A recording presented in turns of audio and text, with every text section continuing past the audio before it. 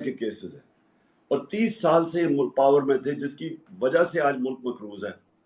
انہوں نے ملک کو یہاں تک پہنچایا اور اب یہ آ کے کہہ رہے ہیں کہ جناب ہم پھر سے واپس آ رہے ہیں اور تحریک انصاف کو کہہ رہے ہیں کہ جی بڑے برے حالات تھے. تحریک انصاف نے تو جب ملک چھوڑا تھا، record exports, record remittances, record revenue اور ٹیکس کلیکشن، 5 فصلوں کی ریکارڈ ہارویسٹ، آئی ٹی کی ریکارڈ ایکسپورٹس، اور سب سے بڑی بات یہ کہ انڈسٹریلائزیشن شروع ہو گئی پاکستان میں. انڈسٹریل گروتھ شروع ہو گئی 8.6% جس میں، اور روزگار کا یہ ہے کہ سارے برے صغیر میں سب سے کم بے روزگاری پاکستان میں. یہ فیکٹس میں آپ کو دے رہا ہوں.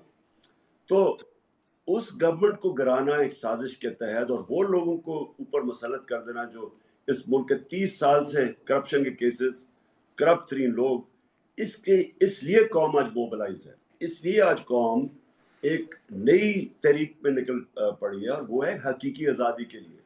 اور اس لیے میں سمجھتا ہوں کہ یہ بالکل مختلف ہے اور یہ جو پبلک آپ رسپانس دیکھ رہے ہیں یہ بالکل میری 26 سال کی سیاست میں نے کبھی اس طرح کی ایک نیشنل موومنٹ نہیں دیکھی. بالکل.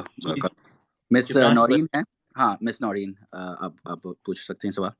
السلام علیکم prime minister, because you are still our prime minister. پہلی بات تھینک یو سو مچ کہ آپ نے اسلاموفوبیا اور حضور صلی اللہ علیہ وآلہ وسلم کے بارے میں آپ نے انٹرنیشنل فورم پہ یہ بات اٹھائی. صرف اسی وجہ سے اگر اور ساری چیزوں کا نظر انداز کر دیں، میں تا عمر آپ کے ساتھ اسی وجہ سے رہوں گی. میرا کوشچن یہ ہے کہ انشاءاللہ جب آپ جیت کے واپس آئیں گے تو آپ کی پرائیورٹیز کیا ہوں گی، اور سیکنڈلی میں لندن میں ہوتی ہوں، آپ کا کوئی میسج ہم اوورسیز پاکستانیز کے لیے. Thank you sir.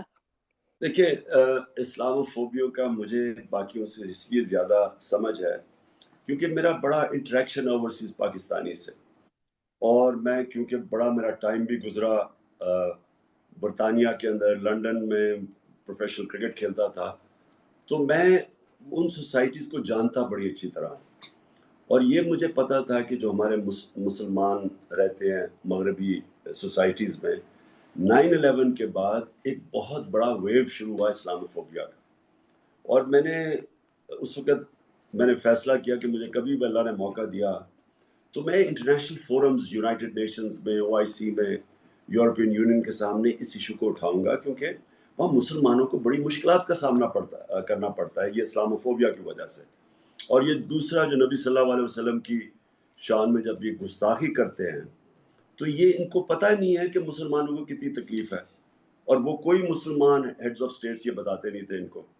تو اس لیے میں نے OIC میں بھی اٹھایا، پھر یہ UN میں بھی اٹھایا، اور اللہ کا شکر ہے کہ یہ جو UN نے 15 مارچ کو ڈکلیئر کیا اینٹی اسلاموفوبیا ڈے، بٹ اس پہ ایک سٹرگل کی ضرورت ہے.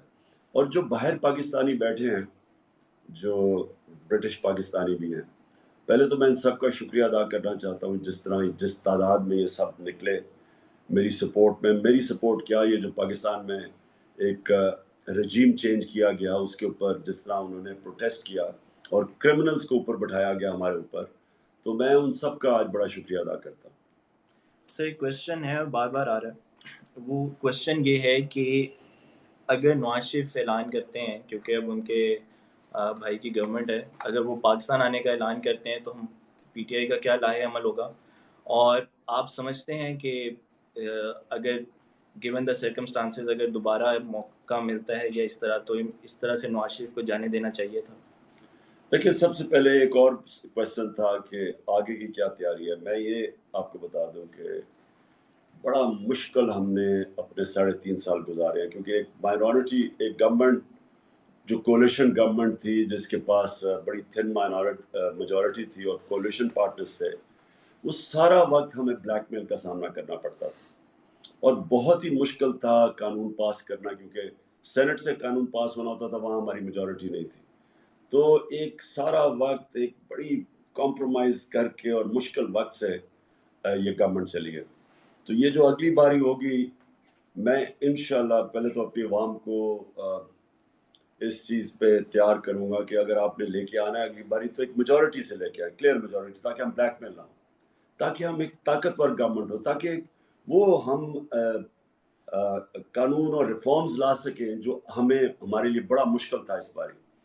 اور ہم نے بڑے سبق سیکھے ہیں اس سے, بڑی ٹیم کا بھی پتہ چل گیا, اور انشاءاللہ جو ہم نے ٹکٹس دیے ہم نے ریئلائز کیا کہ ہم نے غلط ٹکٹس دیے تھے لاسٹ ٹائم. تو اس باری ہم خود, ہمارے پاس ٹائم بھی ہوگا ابھی صحیح, ہم ٹکٹس جو ہم نے اب دینے اپنے لوگوں کو بڑا سوچ سمجھ کے ٹکٹس دیں گے, کیونکہ ہمیں یہ جو بلیک میل کیا گیا اور پھر جس طرح انہوں نے غداری کی ہمارے ساتھ. آپ نے جو ابھی جو آپ کا کوشچن تھا کہ اگر نواز شریف واپس آتا ہے, اگر نواز شریف کو واپس آتا ہے اور وہ اگر اس باری اس کو NRO 2 مل جاتا ہے, کیونکہ یاد رکھیں اس کو NRO 1 مل چکا تھا. جنرل مشرف نے ہدایبہ پیپر مل کے اندر اوپن اینڈ شٹ کیس تھا, جدھر اسحاق ڈار نے باقاعدہ ایک میجسٹریٹ کے سامنے اس نے خود بتایا تھا کہ کدھر کدھر انہوں نے کیسے چوری کی, ان کے پیسے باہر کیسے گئے. اوپن اینڈ شٹ کیس تھا. وہ مشرف نے ان کو NRO 1 دیا, اور پھر وہ واپس آئے, اور پھر ان دونوں نے, اور زرداری کو بھی NRO 1 ملا, اور انہوں نے کھل کے پھر کرپشن کی 10 سال. اب جو ان کے کیسز ہیں یہ آپ سب کو سمجھنا ہے کہ سوائے TT کے کیس, شہباز شریف کے اور FI کے کیس, یہ سارے ان کے کیس پرانے ہیں, یعنی ان کے دور کے 10 سال کے بنے ہوئے ہیں. تو اگر اب آ کے ان کو NRO 2 ملتا ہے, یہ یاد رکھیں کہ پاکستان کا جو سارا انصاف کا سسٹم ہے اس سب کو ٹوٹلی ڈسکریڈٹ کر دیں گے. کوئی بھی پاکستانی مانے گا نہیں پاکستان کے جسٹس سسٹم میں, کیونکہ اس کا مطلب یہ ہے کہ طاقتور ہے تو آپ جو مرضی کرو, صرف چھوٹے چور جیل میں ڈالیں گے. اور یہ اتنا ڈینجرس ہے ملک کے لیے. میں آپ کو نبی صلی اللہ علیہ وسلم نے جو انہوں نے آج سے تقریباً 1500 سال پہلے کہا تھا کہ جو قومیں طاقتور مجرموں کو پکڑ نہیں سکتی, طاقتور ڈاکوں کو نہیں پکڑ سکتی, اور صرف چھوٹے چوروں کو پکڑ دیا, وہ تباہ ہو جاتی ہے. تو آج اگر تیسری دنیا, یا جس کو ڈیولپنگ ورلڈ کہتے ہیں, اگر آپ ایک ایک ملک کو دیکھ لیں کہ وہ جو غریب ملک ہے جدھر غربت ہے, ہر جگہ پہ یہی ان کا مسئلہ ہوگا کہ وہ صرف چھوٹے چوروں کو پکڑتے اور طاقتور کو نہیں پکڑتے.